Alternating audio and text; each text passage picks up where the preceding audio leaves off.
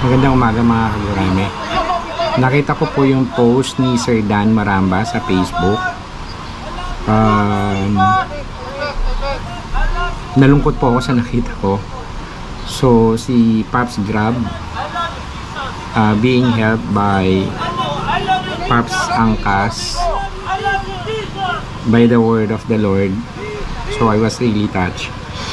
And yung mga tao pong nakapaligid sa kanila, pilit po nilang nire-revive si Kuya, and they were able to do that.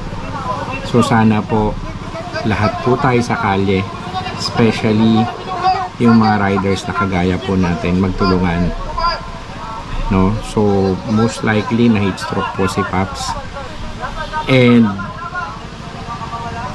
he was able to survive, no?